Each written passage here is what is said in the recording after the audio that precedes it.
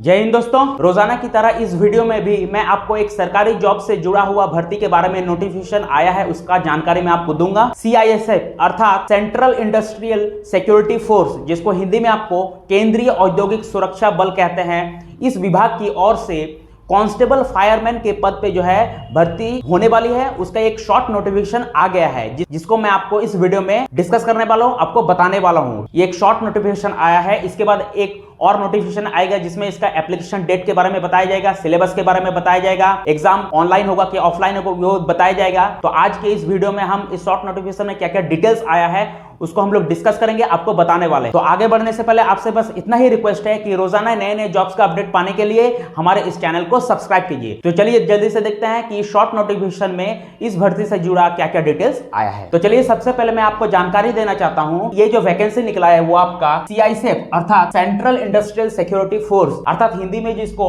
केंद्रीय औद्योगिक सुरक्षा बल कहते हैं, इस विभाग की ओर से ये निकला हुआ है। तो विभाग का नाम को याद रखिएगा आपका CISF अर्थात सेंट्रल इंडस्ट्रियल सिक्योरिटी फोर्स। किस पोस्ट पर यह वैकेंसी निकलने वाला है तो याद रखिएगा आपका कांस्टेबल फायरमैन के पोस्ट पे जो है ये वैकेंसी निकलने वाला है। मेल फीमेल दोनों इसको अप्लाई कर सकते हैं। तो पोस्ट का नाम को याद रखिएगा आपका कांस्टेबल फायरमैन। चलिए अब एलिजिबिलिटी का बात करें तो इंटर में अगर किसी का साइंस सब्जेक्ट है तो वो इस वैकेंसी को अप्लाई कर सकता है और मिनिमम जो है आपका 12th पास है विद साइंस सब्जेक्ट, है ना, यानी ग्रेजुएट वाले भी इसको अप्लाई कर सकते हैं, लेकिन जिसका साइंस सब्जेक्ट है वही उसको अप्लाई कर सकता है ना। साइंस छोड़ के अगर किसी भी स्ट्रीम से अगर 12th पास किया है तो वो इस वैकेंसी को नहीं भर सकता है। तो याद रखिएगा आपका एलिजिबिलिटी इसका होगा 12th pass with science subject. Age limit का बात करें तो याद रखिएगा आपका मिनिमम 18 साल और मैक्सिमम 23 साल। अगर 18 साल से किसी का एज कम हो जा रहा है और 23 साल से अगर किसी का एज ओवर हो जा रहा है तो वो इस वैकेंसी को अप्लाई नहीं कर सकता है, नहीं भर सकता है, ठीक है। और साथ ही साथ मैं आपको जानकारी देना चाहता हूं कि ये जो इस वैकेंसी का जो एज का कैलकुलेशन होगा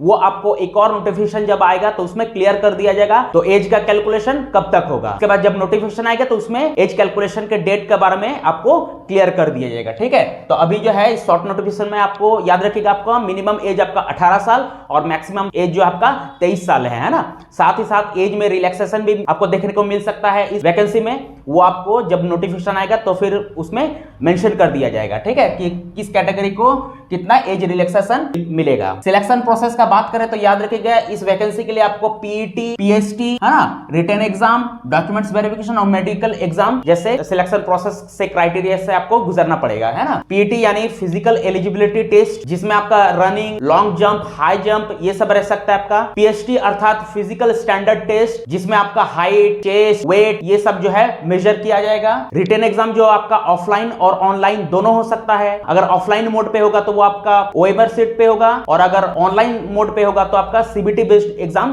होगा। तो इसका जो एग्जाम वो ऑनलाइन होगा कि ऑफलाइन होगा वो फिर से जब नोटिफिकेशन आएगा तो उसमें बताया जाएगा आपको, ठीक है। तो उसके बाद आपका डॉक्यूमेंट्स वेरिफिकेशन होगा। डॉक्यूमेंट्स वेरिफिकेशन में जितने भी आपके ओरिजिनल सर्टिफिकेट हो गए हैं, इंक्लूडिंग आपके एकेडमिक सर्टिफिकेट, जातीय आवासीय आय, ये सारे certificate, typing, computer, marksheet, admit card जितने भी है वो ओरिजिनल सर्टिफिकेट वो चेक किया जाएगा आपका डॉक्यूमेंट्स वेरिफिकेशन के वक्त में। और उसके बाद जो आपका मेडिकल टेस्ट होगा। तो सबसे पहले याद रखिएगा आपका PET और PST होगा। PET और PST को जो आपको क्लियर करना पड़ेगा तभी आपको रिटन एग्जाम में बैठने के लिए मिलेगा, ठीक है। यानी हर एक स्टेज को पहले आपको कंप्लीट करना होगा। तो याद रखिएगा इसके लिए जो आपका 3 स्टेज है। सबसे पहले आपका PET PST होगा, उसके बाद जो है PET PST में जो क्वालिफाई करेगा उसको रिटन एग्जाम के लिए बैठने के लिए मिलेगा। फिर जब वो रिटन एग्जाम भी जब क्वालिफाई कर जाएगा तो फिर उसका डॉक्यूमेंट्स वेरिफिकेशन और मेडिकल टेस्ट होगा। सिलेक्शन प्रोसेस में उसको 3 स्टेज से होते हुए गुजरना पड़ेगा, ठीक है। सैलरी का बात करें तो याद रखिएगा आपका इसमें पे मैट्रिक्स लेवल 3 के हिसाब से सैलरी दिया जाएगा, जो कि आपका होगा 21,700 से लेके 69,100। तो सैलरी भी जो इसमें अच्छा रहने वाला है। अप्लाई मोड का बात करें तो याद रखिएगा ये ऑनलाइन मोड पे एप्लीकेशन को भरा जाएगा, ये ऑफलाइन मोड पे इसका एप्लीकेशन नहीं होगा। चलिए फी का अगर बात करें तो जनरल और OBC के लिए इसमें 100 रुपए का एप्लीकेशन फी रखा गया है और साथ ही साथ SC ST और एक्स सर्विसमैन के लिए जो है ये निःशुल्क रहेगा। इसमें उन लोगों को जो है कोई किसी भी तरह का कोई एप्लीकेशन फी नहीं लगेगा, ठीक है। तो सिर्फ और सिर्फ आपका जनरल और OBC के लिए इसमें 100 रुपए का जो है एप्लीकेशन फी रखा गया है। चलिए अब बात करते हैं कि इसमें जो रिटन एग्जाम आपका होगा तो उसका एग्जाम पैटर्न क्या रहने वाला है, ठीक है। तो याद रखिएगा इस रिटन एग्जाम में आपका 4 सेक्शन होगा, section A, section B, section C और सेक्शन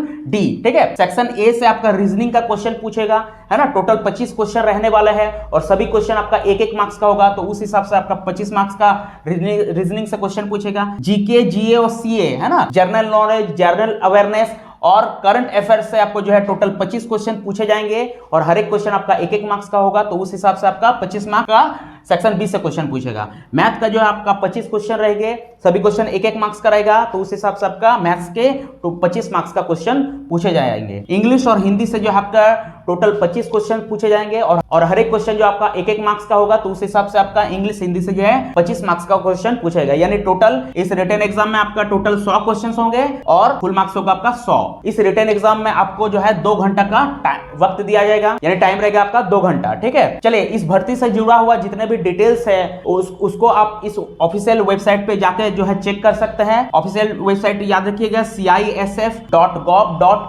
तो ये जो ऑफिशियल वेबसाइट है CISF.gov.in, इसको याद रखेगा।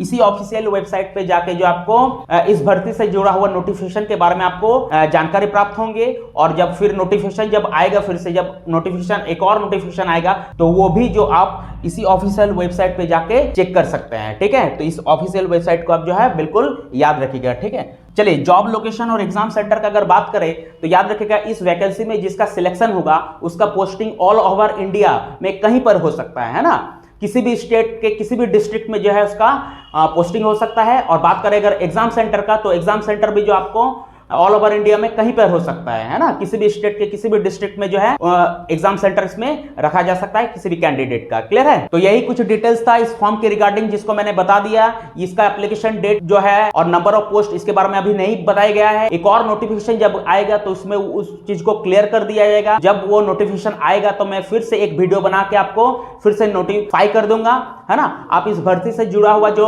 डिटेल्स है, जो जानकारी है, वो इस ऑफिशियल वेबसाइट पे जाके भी चेक कर सकते हैं हमने खुद से, है ना। तो चलिए मिलते हैं नेक्स्ट वीडियो में, तब तक के लिए जय हिंद।